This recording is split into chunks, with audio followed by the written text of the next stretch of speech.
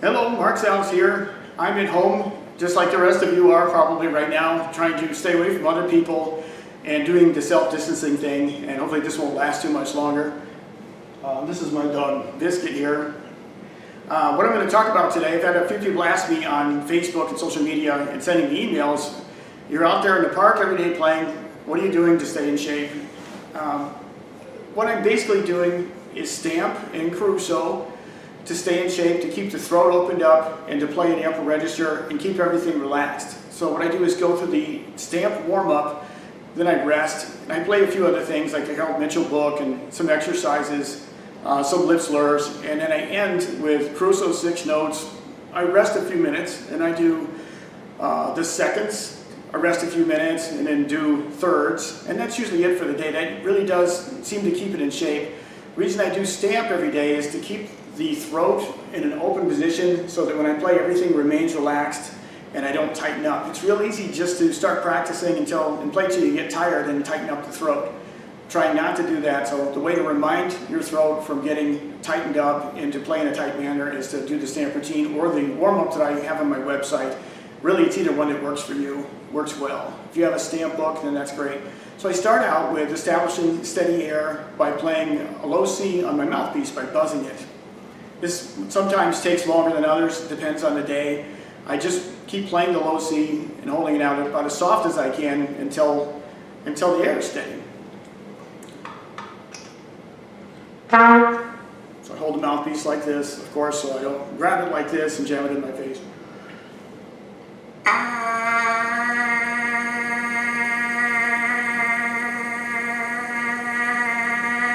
And I keep holding that out until the air feels steady.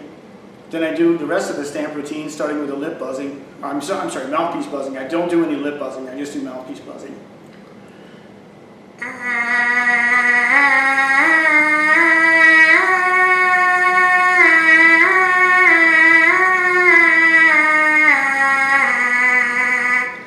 I follow that pattern, just like it says in the book, all the way up to about an A above the staff. I don't go any higher than that because I feel like I start tensing up, and this is not a range builder, it's a warm-up exercise. And if I go any higher than an A, I find myself grabbing the mouthpiece really, really tight, and my fingers start to get sore. I know I'm pushing too hard if I do that. Next thing I do is the very next page in the Stamp book, and I rest as long as I play. I'm not going to play every single thing in there, or else this video would be like 20 minutes long, and you get the point already how the Stamp method goes. This is just my take on it.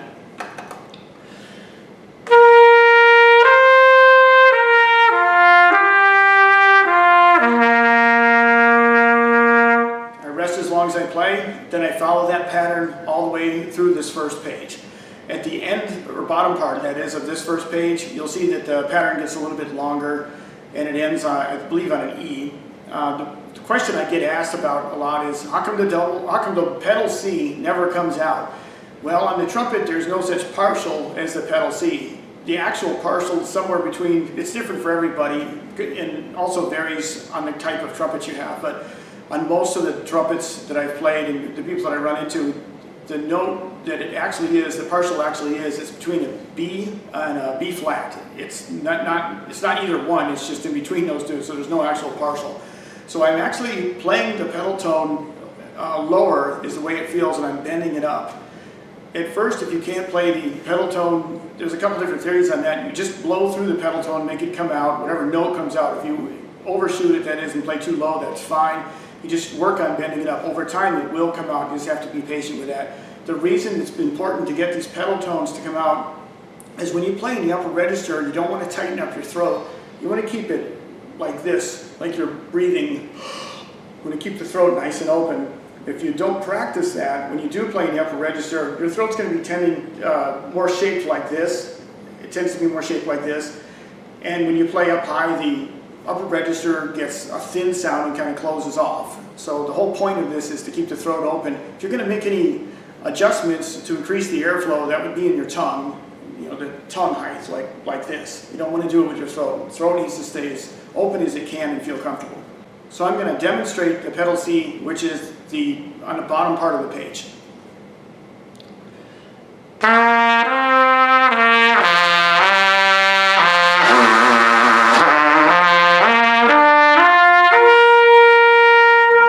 I continue that pattern up to E, and that's the end of that page. Then I go on to the next page, which has a similar pattern. I play all the way through that page and rest as long as I play.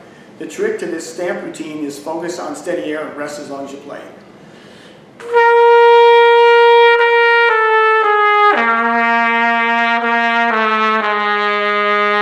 volume I'm playing is about mezzo forte, and that's about the tempo I do it. Finish that page all the way through, and I go on to the next page. And the first part of that page, so you have a reference if you're looking at the stamp book, is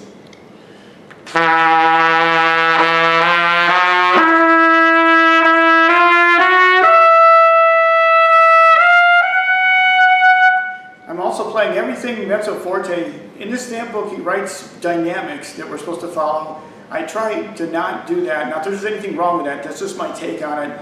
I seem to be able to play with steady air easier if I just play everything in mezzo forte volume and focus on only the steady air. So I play that page all the way through, all the way to the end.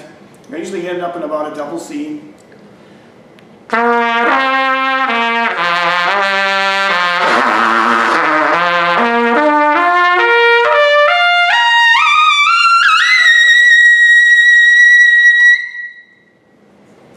And my dog howls when I do that. Then I play the rest of my practice routine, which would be usually Harold Mitchell. I'd play some of that, some lip slurs,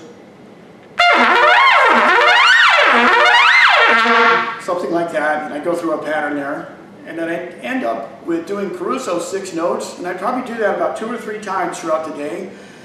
That builds up the strength. I do it exactly as written 2 times through. I don't do it 3 or 4 times through. That's a possible way you can injure yourself, so you don't do that. Just do it as written.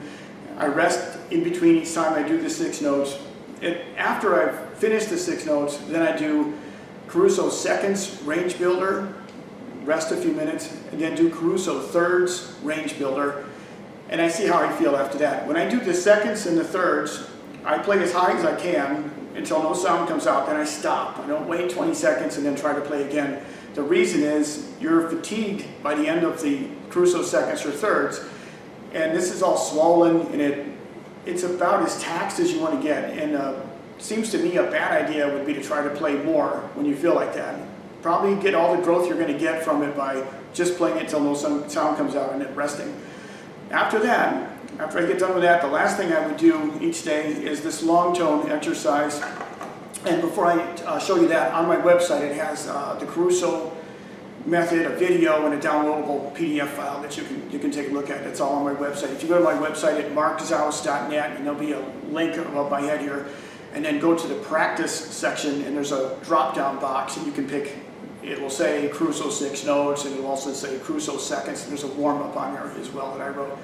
So the last thing I play at the end of the day is I hold out a C as long as I can.